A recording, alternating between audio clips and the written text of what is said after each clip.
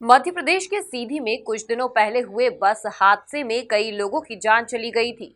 विधानसभा budget के एक दिन पहले बस हादसे को लेकर टेढ़ी सियासत देखने को मिली। कांग्रेस नेताओं ने जहां भाजपा सरकार को जिम्मेदार ठहराया, तो वहीं भाजपा नेता ने कांग्रेस पर जमकर निशाना साधा।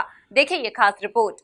जी हां, सीधी बस हादसे के बाद विधानसभा बजट के एक दिन पहले टेढ़ी सियासत देखने को मिली। विधानसभा सत्र में कांग्रेस के पूर्व मंत्री व विधायकों ने सीधी बस हादसे को लेकर भाजपा सरकार पर एक के बाद एक कई निशाने साधे। सीधी जिले में जो बस दुर्घटना हुई है वो बहुत ही हृदय विदारक घटना थी और उसमें पूरी तरह से मध्य प्रदेश सरकार की गलती है। मध्य प्रदेश सरकार अगर शिक्षित बेरोजगारों की जो एग्ज़ाम्स स्टाफ नर्स का व्यापम द्वारा आयोजित था, अगर वो परीक्षा सेंटर जिला मुख्यालयों में होता तो शायद जो हमारे निर्दोष जो शिक्षित बेरोजगार सतना जिले में परीक्षा देने के लिए जा रहे थे, शायद उनकी मृत्यु नहीं होती और इतने बच्चे एक 32 सीटर बस में भर के भी नहीं जाते।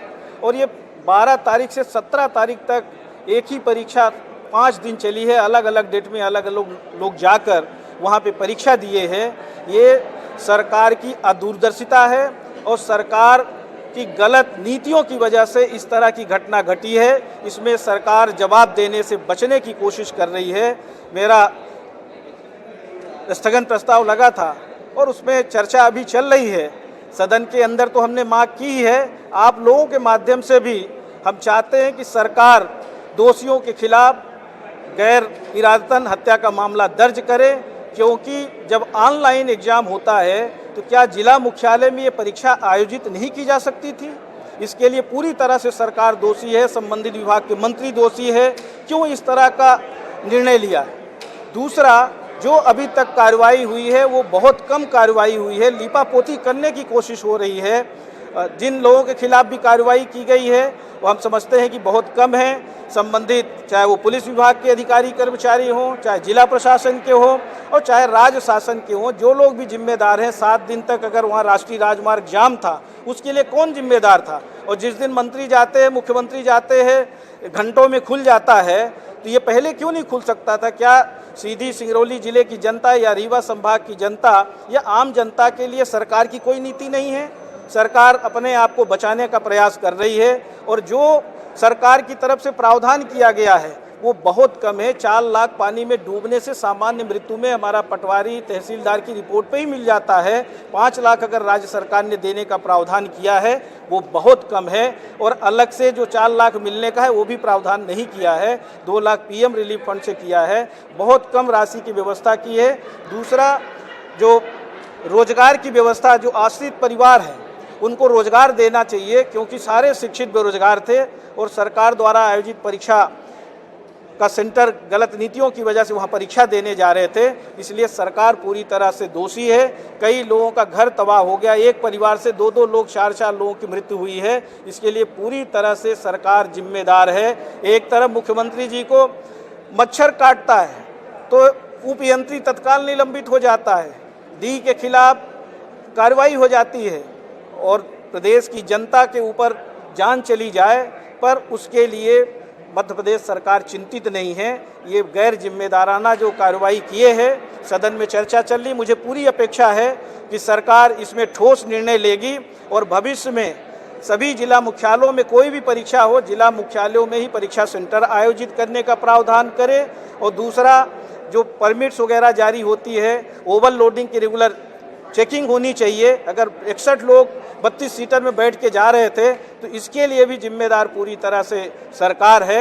इस तरह की घटनाएं भविष्य में नहीं घटना चाहिए, इसकी जिम्मेदारी सरकार की है। और सरकार को मुझे उम्मीद है कि सदन में जब जवाब आएगा तो ऐसी व्यवस्था बनाएंगे कि भविष्य में इस तरह की घटना नहीं घटे। आज देख ले, सीधी में जो दुर्घटना हुई वो मैंने बेरोजगार सारे इंटरव्यू के लिए जा रहे थे और उसी नहर में गिरने से 54 लोग मारे गए। तो ऐसे बेरोजगारों के साथ, जीवन के साथ खिलवाड़ ये सरकार कर रही है, तो इस प्रदेश की जनता माफ करने वाली नहीं बीजेपी को। सरकार सीधी जैसी हृदय विदारक घटना के ऊपर दोषियों को बचाने का काम कर रही है। ये एक तरीके की घटना नहीं, सीधे सीधे करी गई मिली भगत से हत्या का कारण है। लगातार सरकार सदन के अंदर सीधे रूप से वहाँ पे उसका फिटनेस था नहीं था, लाइसेंस के ऊपर, चाहे फिटनेस की बस हो या बिगर फिटनेस की बस हो, अगर नहर में जाएगी तो उसमें लोगों की मृत्यु निश्चित है। और जो एक बड़ी साठगांठ वहाँ के सीमेंट कंपनी, जिसके बड़े बड़े ट्रॉलों को लोडिंग अनलोडिंग के लिए समय दिया जाता था और जिसके कारण 6-6 दिन, 10-10 दिन, 15-15 दिन के जाम लगते थे। और वहाँ पे एक बड़ा सवाल ये भी होता है कि नहर के पास जब आईआरसी के नियम है इंडियन रोड कांग्रेस के कि कोई भी सड़क नहर के किनारे नहीं बन सकती, तो वो रोड कैसे बनी? उस रोड पे वाहनों को जाने की परमिशन किसने दी? सीमेंट फैक्ट्रियों के साथ साठगांठ करके 6 दिन का जाम कैसे लगा? घटना के पहले 6 दिन जाम और घटना के बाद 3 घंटे में जाम खत्म होता है। और स्पष्ट है जो जवाबदार लोग हैं, मंत्री से लेके मुख्यमंत्री तक, इस्तीफा देने की जगह उस घटना को ऊपर कहीं ना कहीं अपने आप की पीठ थपथपाते दिखते हैं। कांग्रेस पार्टी की सीधी मांग है कि जो ये हत्या करी गई है इसमें वो चिराग थे जिनमें 54 में से 41 लोग अपने भविष्य को संवारने जा रहे थे, जिसमें से 31 एकलौते चिराग थे। इन लोगों को कहीं ना कहीं 1 करोड़ का मुआवजा दिया जाए, परिवार के लोगों को नौकरी दी जाए, क्योंकि पहले भी जो मंदसौर के अंदर इन्होंने हत्या करी थी तब भी इन्होंने एक परिवार को नौकरी और 1 करोड़ का मुआवजा दिया था। इस घटना में भी हमारी मांग है, पर सरकार असंवेदनशील होके जो लोग इसके अंदर दोषी है उनको बचाने का काम कर रही है और सिर्फ देख के आने पे पीठ थपथपाने का काम कर रही है। अरे मच्छर के मारने पे तो इंजीनियर सस्पेंड हो गया, पर कहीं ना कहीं इतनी बड़े 54 मौतों के ऊपर कोई भी बड़े लोगों के ऊपर कार्रवाई सरकार ने नहीं की। इधर सीएम शिवराज के मंत्री इस हादसे पर भाजपा सरकार का बचाव करते नजर आए, तो वहीं कांग्रेस पर जमकर निशाना साधते हुए भी दिखे। सरकार की तरफ से जो भी राहत राशि थी वो कर दी गई है। विपक्ष आरोप भर लगाता है, ऐसी घटनाएं पहले भी घटी हैं। उन घटनाओं पर विपक्ष ने ना वहाँ जाना उचित समझा और ना ही उनको कोई बहुत बड़ा सहयोग आज तक दिया है, इसलिए उन्हें अपने जिगर में झांक कर देखना चाहिए। ये तो मध्य प्रदेश में मुख्यमंत्री शिवराज सिंह की सरकार है जो तुरंत निर्णय लेती है और तुरंत लोगों को राहत पहुंचाने का काम करती है। कांग्रेस की मुसीबत यही है कि कांग्रेस न तो विरोध कर पाती न सरकार चला पाती। एक हादसे को जिस ढंग से उनने हल्केपन से लिया है, मुझे बड़े दुख के साथ कहना पड़ रहा है कि सदन में भी वो उन्हें स्थगन जरूर लगाया, लेकिन माननीय गोविंद सिंह जी से लगा करके कमलेश्वर प्रसाद सिंह जी, तब सब लोगों ने कोई गंभीरता के साथ ऐसा कोई तथ्य सामने नहीं लाए जिसके आधार पर सरकार उसका कोई गंभीरता के साथ आगामी रूप से सावधानी के साथ ध्यान रखे। मात्र एकमात्र कारण के आरोप लगा करके सरकार के मत्थे ये घटना डाल देना ये किसी प्रकार से उपयुक्त नहीं था और ये संसद में, हमारे विधानसभा में इस बात का मजाक भी बना है। कांग्रेस के लोग बगैर तैयारी के स्थगन लगाने की जल्दी में रहे, वो अपनी पुरानी पीड़ा ही आज तक नहीं भूल पाए जो सरकार उनके हाथ से चली गई। बेहतर होता है जिस प्रकार से माननीय मुख्यमंत्री जी ने बीच में 3 बार खड़े होकर के कहा है कि कोई ऐसा सुझाव बताइए जिस सुझाव के आधार पर हादसों को रोका जा सके, यह विभाग में आगामी रूप से हम कोई अच्छी कोई आपकी बात को लागू कर सके।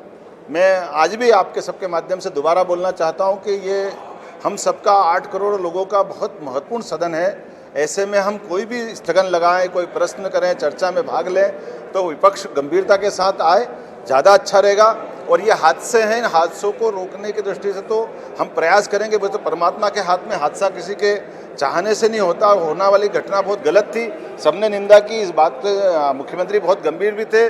तुरंत 2 मंत्री भेजे, स्वयं मुख्यमंत्री जी बाद में लोगों से मिले, लेकिन नेता प्रतिपक्ष सहित आज तक ये लोग तो नहीं जा पाए। तो बेहतर ये होता कि उनके आंसू पोंछने जाते, किसी से मिलने तो जाते। बातें मैं मुंह पे भी लाऊंगा तो मेरे लिए हल्का रहेगी। ये आपकी गरिमा को गिराती है, मजाक नहीं है। विधानसभा सबका, हमारा चुनावा एक मंदिर है लोकतंत्र का, और ऐसे में माननीय पीसी शर्मा जी जैसे गंभीर व्यक्ति को इस टाइप की बात कहना, मच्छर से घटना घटती है, तो ये इस प्रकार के फिल्मी डायलॉग से राजनीति नहीं करते। वो एक तरह से जिन हादसों में जिनके घर पे गमी हुई है उनके साथ कौन सा खिलवाड़ करना चाहते हैं। मजाक होगा अगर ऐसी बात कहेंगे तो गंभीरता के साथ कोई बात करने की आदत होना चाहिए। मुझे बड़े दुर्भाग्य के साथ कहना पड़ रहा है कि विपक्ष अपनी गंभीरता खो रहा है। मैं उम्मीद करता हूं विपक्ष अपनी गंभीरता बनाए रखे। कुल मिलाकर देखें तो विधानसभा बजट के पहले सीधी बस हादसे को लेकर जमकर बवाल शुरू हो गया है। Bureau report, MP news, Bhopal.